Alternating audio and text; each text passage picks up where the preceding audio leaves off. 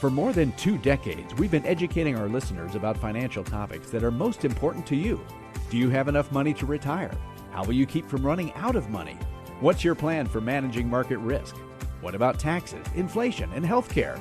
Each week, we talk with an advisor at Lucia Capital Group about these issues and more. This is Managing Your Financial Future. We are managing your financial future. This is the podcast. Your host, Johnny Dean, and our familiar voice here is the Professor Rick Plum, CFP, Certified Financial Planner Professional. Yes, and keep going. There's more. Oh, that's right. What was the other designation? I forget. AWMA. I'm just, I know. I didn't say that. You've had this new designation for a while. AW, what is it? MA. But, I mean, what is yeah. Advanced Wealth Management Advisor. Okay, because you did earn that, and it was within the last few months, I think. Yes. Yeah. All right. I got to write that down because I got challenged. Remember, we used to have a guy on, 30 years ago who said he was a PhD, and we were introducing him as a PhD, and it turned out he didn't have that designation. I don't remember that. You don't? Oh, well, I'll have to remind you off the air. Yes. It was back in our old studio days. Anyway, we have a lot of people in here today. We have more than usual, by the way. You know, It's not just you and me. We got people with titles. We got people with designations. And I'm going to bring on a guest. We don't normally have people outside of the Lucia Capital Group sphere. So I'm happy here to welcome Rod Hatley to our program. Rod you're an estate planning attorney. That's the official one? Yes, that's correct. Okay. Well, thank you for coming in. Thanks for having me. I really appreciate it. It's always good to get people with different types of knowledge. I hesitate to use the word expertise because our compliance doesn't necessarily like that, but I'll put you, in that, I'll probably put you in that category. You handle mainly what? Your firm, Hatley Law Group, right here in San Diego is where we're doing this. I think in the Del Mar area. Where are you? Yeah, we're up on High Bluff Drive, and let me say it this way. I have a tax law degree, so we really focus on taxation. Oh, yeah, that's good. Estate planning and asset protection, because many of my clients, and I'm sure many of yours, have worked really hard to have what they got. And so they really want to protect it if they can for the benefit of their family and their kids and grandkids, et cetera. Oh, sure. All right. Well, that's good. Rod, I appreciate you coming in here. Now, we talk a lot about financial planning. What we don't talk a lot about, because Professor Plum, this is not something that you We talk about the idea of incorporating estate planning into the overall financial plan, because it is, planning for the end, planning for the orderly, hopefully, a transition of your estate to who you want it to go to, rather than what the state says or what the infighting of the relatives say. Yeah, estate planning is a very big part of the overall financial planning picture. But as a non-attorney, I'm not allowed to do the estate planning. That's right. So you have to have the actual degrees that Rod has here and the credentials. Now, I saw this, and I'm sure you've seen this many times, Rod. Yeah. People, I think, understand the importance of having a will or living trust, some kind of end-of-life document prepared. And I checked a bunch of surveys, and they all pretty much said the same thing. Caring.com was the one that I grabbed, which said that only 33% of Americans have these end-of-life documents in place, which means, about 67% do not, and have, they're going to leave this up to the state. And the biggest reason why, this is probably no surprise to you, most of the time, it's because they haven't gotten around to it. Procrastinating. That's 40%, according to this at Caring.com. 33% said they don't have enough assets to pass on to their loved ones. That takes care of 73. That takes care of 3/4 of them right there. Sure. 13% said the process is too costly, and then 12% said they don't know how to get a will. And I don't know what to tell those people, because you got access online to that kind of information. Does this jibe with what you've seen over the years? I think the numbers are pretty close. Yeah, that's a minority of people do any planning to begin with. Yeah, and we've seen that. And our goal is to really make it. And I think people are fearful. And let's be honest. Nobody goes to see an attorney because they're having a nice day and they want to share it. I think people go to see an attorney when they're in trouble or there's a need that's crept in. So So maybe they don't see it as a need because they're still alive. They're still alive, Yeah. and that's a long time away. And I'll get to it eventually. I've heard of the importance of doing that. Sure. So now, to start off, when you first meet someone to discuss the process of estate planning. Like Sure. this, they don't have anything in place. They've recognized the need to do that. Right. What sort of things how do you start this off? What do you say to somebody who sits down for the first time in front of you? Great question. Basically, what I want to understand is, who are you? What's keeping you up at night? And what are the things that are really most important to you in terms of your family, legacy, the things that you want to pass on?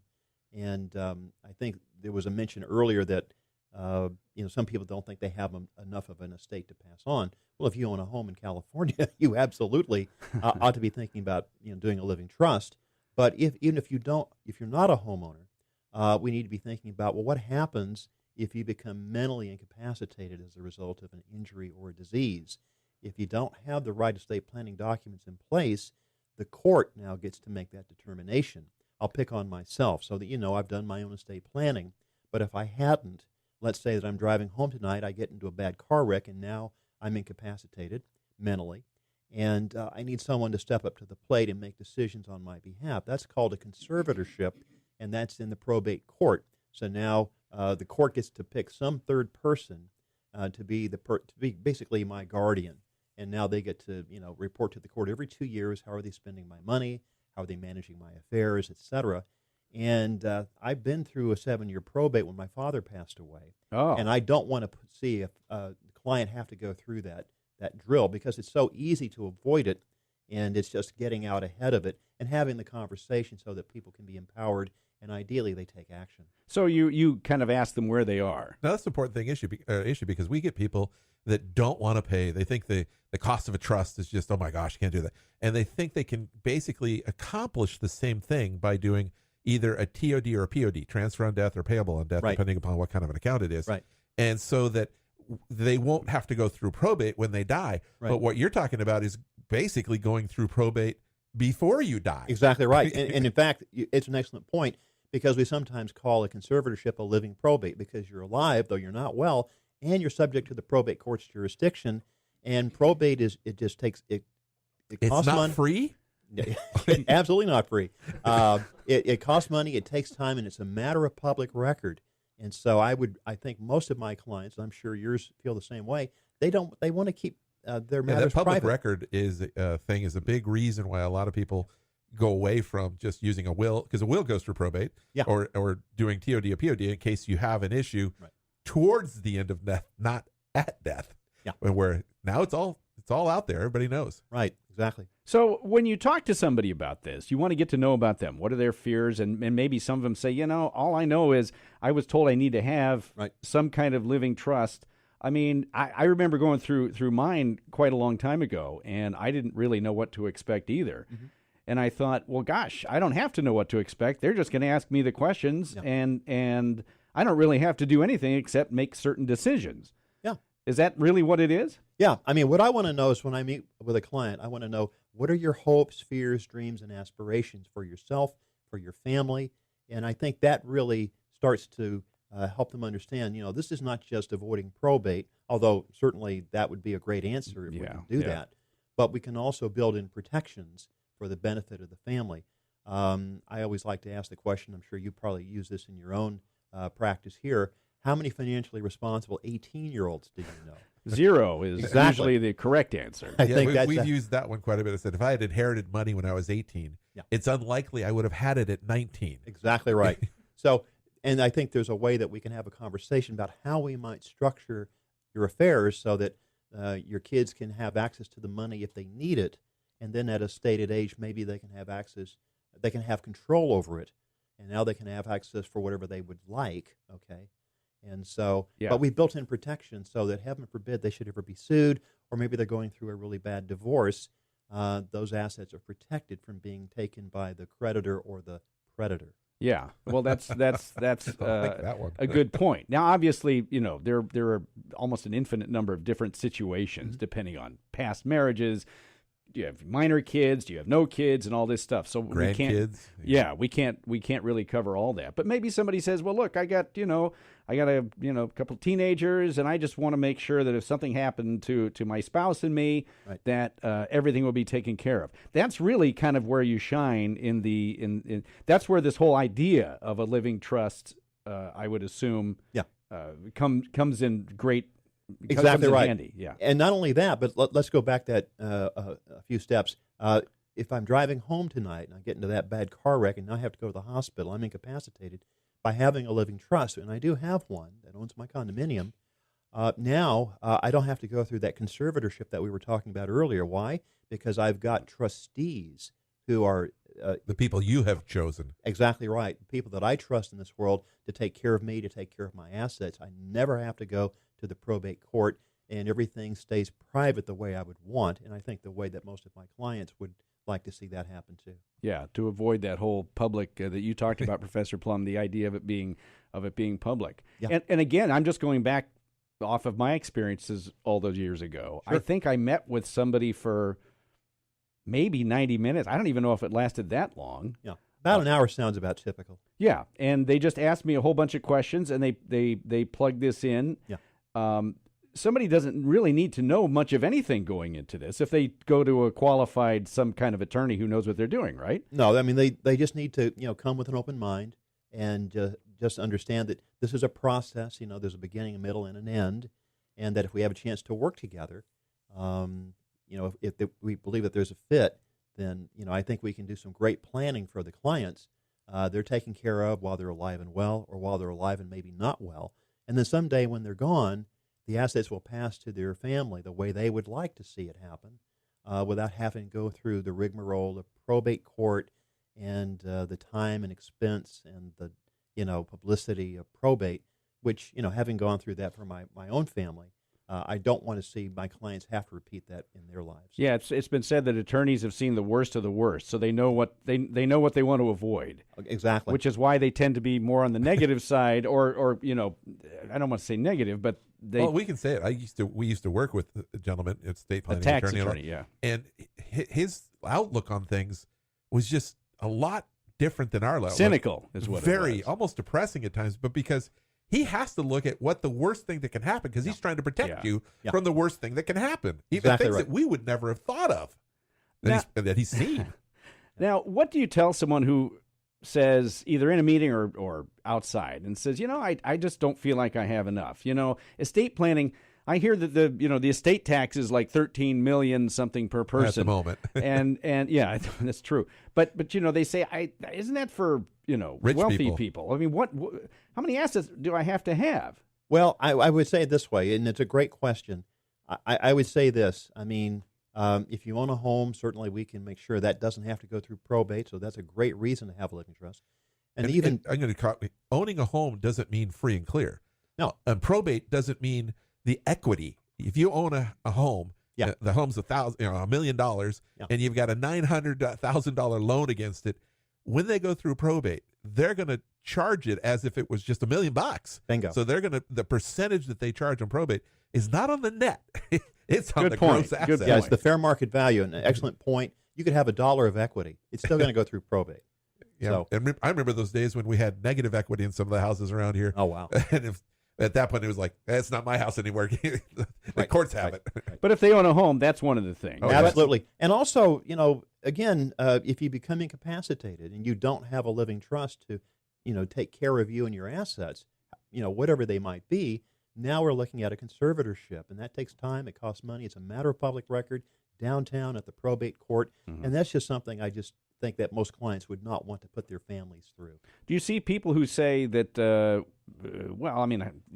I could just draw up a simple will. I'll go online and I can get a simple will. Okay. That should be enough. I mean, usually the will still goes through probate, Yes. so it may not really avoid anything. No. You would recommend a living trust in many cases, or In most many cases, I mean, it's the only time I've only done maybe a handful of just simple wills in my practice, because most people, I think, are good. Once we have a good conversation, we understand who I'm talking to and what those hopes, fears, dreams, and aspirations are. I think a trust is almost invariably is going to make the most amount of sense. And also the people that are going to come to an attorney probably have a little bit of assets they're worried about. That's why you're seeing them more, which is a good thing. Yeah. And so, but I would always say, if something happens to you, let's don't put you through a conservatorship. Let's set up a trust, put assets into it, bank accounts, brokerage accounts, maybe a home if you've got one. And that way, someday when it happens to you, if it happens to you, then there won't be any conservatorship downtown on the probate court. I think that makes a lot of sense. It saves time and effort and money. Yes. What sir. about the person that's saying, well, I don't want to do the whole trust again because I don't want to spend the money. Okay. I'll do the the payable on death, the transfer on death, and I'll do power of attorney to my best friend and I give them total control over it. That's going to cover everything that the trust does. Is that an invalid statement? No, I'll say it this way. There's nothing in the law that requires a third party, like a bank or a brokerage house, to honor a power of attorney. Okay, that's So, that's I a mean, the problem. fact that you have a power of attorney in place is nice, it's helpful, but I don't. How long ago was it done? Right. And Because so, they I have a mean, finite life. I've seen cases where people had a power of attorney that was done years ago. It's a persuasion game. So, for a bank or a brokerage house to deal or accept a power of attorney, they want to see something that was done more recently in time as opposed to something that was done like a decade ago. Yeah, and a lot of the people that want to do the TOD, POD, and the power of attorney, they just want to set it and forget it and not think about it. Yeah. And by the time it unfortunately happens, it's probably going to be outdated and not work in the first place. And in my practice, I like to see the clients about every 3 years if I can get them to come back to us. I think it makes sense because Life changes. It does, and the laws change too. And the you were talking about the estate tax exemption. Well, it's stratospheric right now, about a little over 13 million. Yeah. And that's going to come back down to earth in 2026. So less Supposed than, to. yeah, less than Unless 2 years. Congress gets together and does something. Well, Yeah, that remains right. to be seen, but Right. But that could be an issue. Yeah. I mean, it certainly could be an issue. exactly right. So all these things will change. Your family will change, your assets, what you own will change, the laws will change. So it makes sense to get back periodically. Let's review. And I don't charge for the review meetings. I say, let's just sit down. What's happened since the last time we got a chance to visit? And, if we decide that maybe your plan needs an update or a refresh, then we'll talk about what I think a fair fee should be to take care of that. And if they want to move forward with Right. it, great. And if not, then that's fine too. But I think it's important to have that conversation periodically through the years rather than, I only see you one time, and then It's done. Well, it's just like a financial things, plan. Things And do change. It is a exactly financial like plan is something that you have to monitor, maintain. Bingo. Because you change as you grow older, as you No go doubt. through different events of life. Your estate plan has to change too. This is why they go together. Yeah, and Yeah. they're all part of the same similar process. I mean, our first goal is to find out who you are, where you are, what's happening in your life, and where you want to be.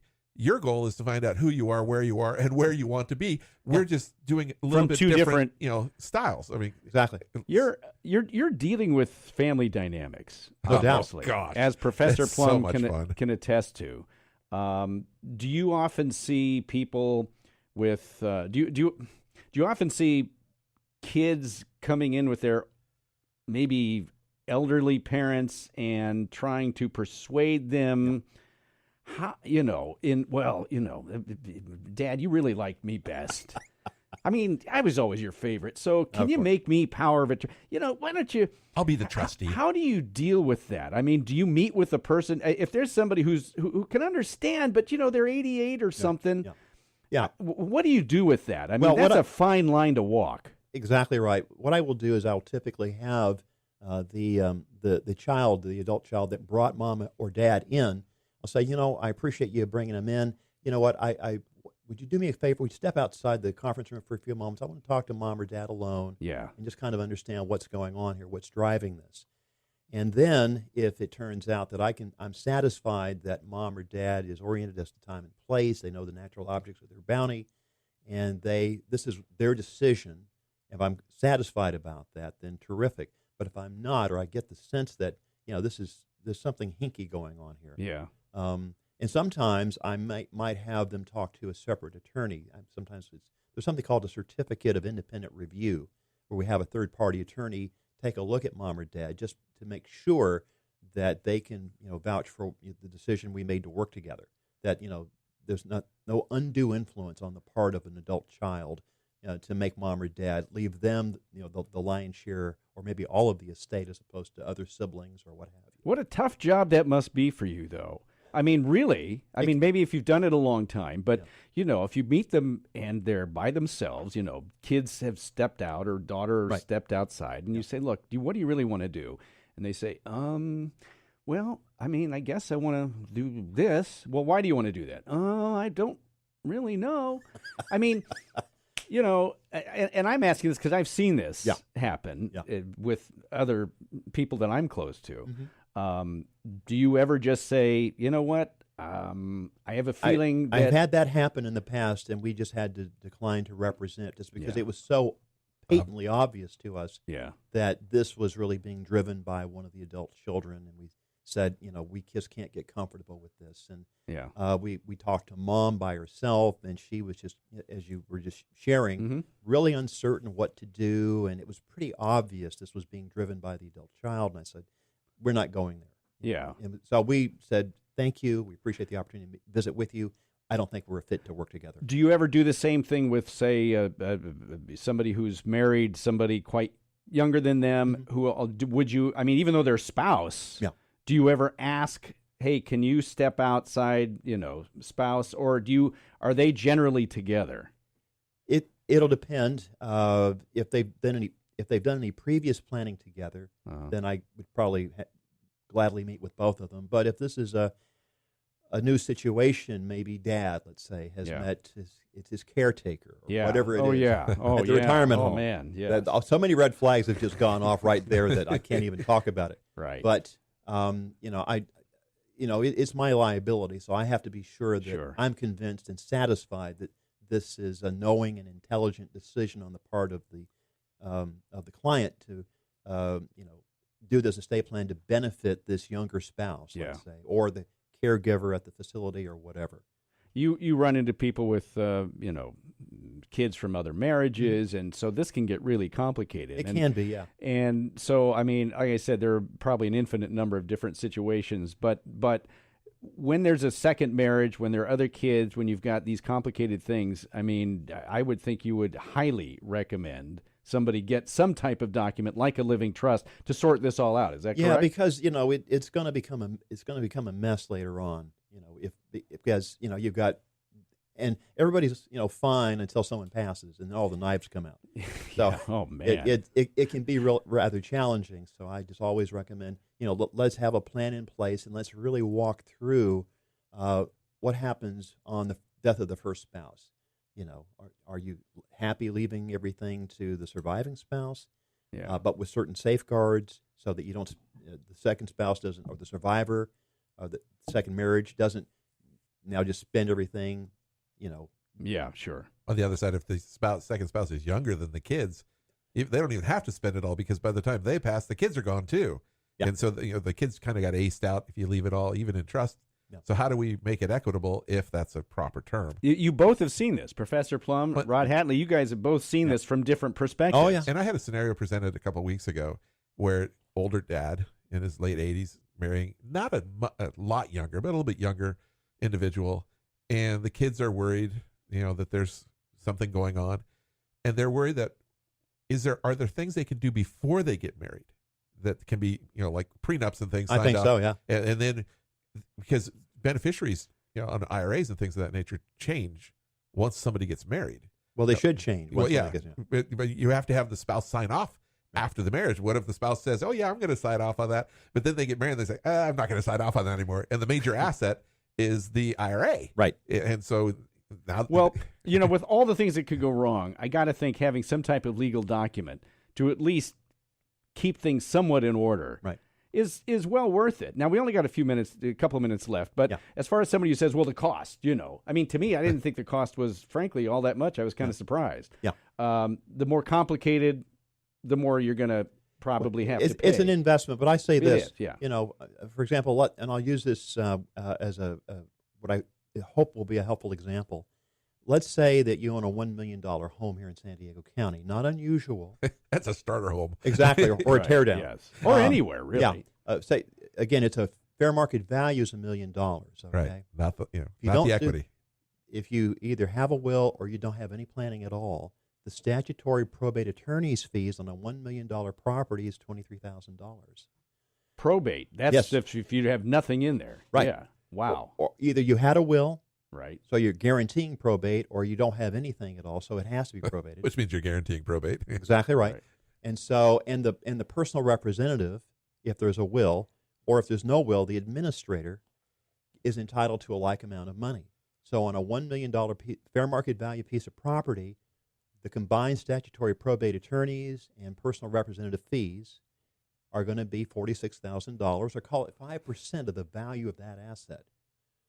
We can, for a fraction of that amount. Nowhere near the cost of and there are people, and I respect it, there are people that just want to do this on their own. I say more power to you. Right. But I think the reality is you don't know, unless you have some legal training, you don't know what you don't know about the law. Right. And so I think you're going to make some probate attorney very, very happy someday. That you didn't invest in it. Well, you said it's an investment. Exactly. Now, I'm not going to put anything on your pricing. I will say this, that when I did this, it was quite some time ago. Yeah. My relatively simple, no extra marriages, anything of that, I think it was around $600 or $700. Now, I'm not saying that that's yours, and I'm not going to ask you because you don't want to do that. But I mean, heck, that's way better than $20,000, $30,000, $40,000 when this stuff goes to probate. And even if you don't have $1 million home, it could still cost you, absolutely $9,000, $10,000, and without one.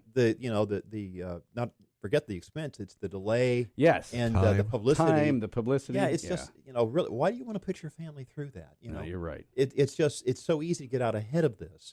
Now, if they're healthy enough where they can have that conversation. In my father's case, Dad had leukemia. So at that point in his life, he was making emotional decisions, and you can understand why. Oh, of course. Yeah. So if we can get to the clients with plenty of time, I think we can have a really helpful conversation to help them understand their rights and their responsibilities and what options they've got. What they decide to do at the end of the day is really up to them. I don't care, but I just want them to understand. Here are the options. Bingo. Yeah, exactly. Rod Hatley, what if just contact info if anybody wants some more information from you on this stuff. You've been doing this a long time. Thank you very much. The best way to get in touch with us is our phone number is 858-465-8001, or you can reach out to me directly, Rod at Hatley, Hatley, lawgroup.com. Okay, and we'll put this in our show description. Rod Hatley, thank you so much. Thank you, sir. Pleasure. Really appreciate all the information. All the best to you, and we hope to have you on again sometime. Look forward to it. Thank you, sir. Rod Hatley with the Hatley Law Group, and Rod's in San Diego, California, but anybody can talk to him anywhere in the country. Professor Plum, this is a really important discussion to have, and I'm having you on, as I said, because financial planning and estate planning, I mean, the two of you deal with exactly the same things, but in different areas. Right. We're talking about the distribution of assets to the owner during their lifetime in many cases. Yeah. And they're talking about the distribution of assets to the next generation, to whoever you want it to go to after your lifetime. But you know something? If your financial plan, though, I mean, you have to look at things like that as well. I mean, you don't actually do what Rod does. Well, we want to know what's going to happen. Because in times, legacy planning has a lot to do with which accounts get used when. Exactly. Because it may be that we've seen this many times where we have people that want to make fairly sizable donations to charity when they're gone. After they're gone. Yeah. And what they do, though, is they tend to name a building, an asset, or something in their estate that asset's going to go to the charity, and they give their IRAs to their kids. And the kids are going to pay taxes on that, and the charity, which doesn't have to pay Maybe taxes. we switch those. So we do more of that type of legacy planning. Obviously, we're not doing any of the legal work, but we have to understand how they're going to progress and what they want to have done after they're gone. We're always looking at survivorship planning. We've got a married couple now, but at some point there could very well be a single individual that has to then rely on what incomes and things. So we're looking at legacy planning slightly different than they're looking at it. We're looking at it from how do we make sure that the financial aspects are met. They're looking at it from how do we make sure that there's an efficient transfer from point A to point B without hopefully involving the probate courts, without involving as much, trying to avoid as much infighting as possible. Sometimes that's not going to happen. Like you said, the knives come out after somebody's passed away. Well, and you ask many of the exact same questions that an estate planning attorney would have to ask. I mean, you don't do, as you said, the legal work involved. But the estate planning you have to know this. Yeah, they have to know what is your asset. What do your assets look like now? Your homes, your real estate, your this, your that, all the assets that you've got, not just your investment assets. They look at everything and say, okay, this is where you're at today, or what do you want to have happen to these things when you're gone? Yeah. We're looking at it maybe a little more closely. What are your investment assets and other things? and how do we pass these on to surviving spouse, and what do we have to worry about providing for a surviving spouse that is not the parent of the children who may be similar of age. You talked about it earlier. Yeah. Or how does this happen? And so that's where we have to know what's going on, although we can't actually do the legal work to do it, but we have to know what's going on. Yeah. So when you have something like when somebody says, look, I really want to have this chunk of money left over for my heirs, and I really don't want to touch that if at all possible. Well, that changes in some ways the financial plan from somebody who would have said, hey, I'm happy to, I don't care what they get. And we're looking at what assets are available, and are they completely unencumbered available, or is only the income available because it's been put into a trust and we're only allowed to take out the income during this individual's lifetime rather than spending down some principal here and letting this grow over here. So how do we set it up to make sure that as many of the options, as many of the goals as possible can be satisfied? Yeah. Well, as you said, if you've got an IRA and you've got personal money and you've got charities that want to get one and your heirs want to get the other, I mean, just from a pure tax standpoint, it's probably better for the charity to get the IRA. Yeah, but if I've got $1 million IRA, but I don't want the charity to necessarily get $1 million. Well, no, that's the other part of it. Do I carve off a piece? Do I just put them as a beneficiary? Yeah. How do I make that efficient transfer after I'm gone? And that's all done in the financial planning process. So a lot of crossover. So that's why I wanted to have Rod on and talk about this stuff, because it is important. We've got an estate planning guide. If you'd like some more information on estate planning, you can go to luciacap.com, LUCIACAP.com, and type in the guide there in the little search box, and there's a page on there, and you can have that. It's free, of course. Tell you everything you need to know in kind of plain, simple English. All the estate planning terms. Not legalese? No, yeah. Oddly enough, no. You just say, I just want this information. So the estate planning guide is available to you on the website. You can also find other information, how estate planning is tied into your financial plan at luciacap.com. Videos, we got this. We've done podcasts too. And speaking of podcasts, you should be subscribing to this particular podcast. If you're not, shame on you. I'm going to call you out by name. I'm going to find out who's not Actually, that's probably covered several billion people. So the people who did subscribe, I just want to say thank you. We appreciate that. You go to Apple Podcasts. You can also go to Spotify and get every episode downloaded to your device. Don't miss a single episode. I think that's very, very important. Professor Plum, I appreciate you being here. Very welcome. And my thanks again to Rod Hatley for showing up. We got a lot more. I believe this is the last episode of the season. That's what I was told. I got to look, but I was told this is the last episode of the season. And now we're going to take some time off? Well, we're not really taking time off, but we just I guess we got to regroup. Season. Yeah, we're going to start a new season, but that does mean there will be a couple of weeks in between. So you might get a previously aired episode, but that's all right. My buddy Bruce is going to go into withdrawals. I'm sorry about that. Well, there has to be a little bit of break, but as we plan for the next season, we'll give you some more people. We're going to have some more guests on. We got to get some more financial advisors and all this stuff. So be ready for that. For Professor Rick Plum, Certified Financial Planner Professional, I'm your podcast host, Johnny Dean. Thanks so much for listening. We will talk to you again next week.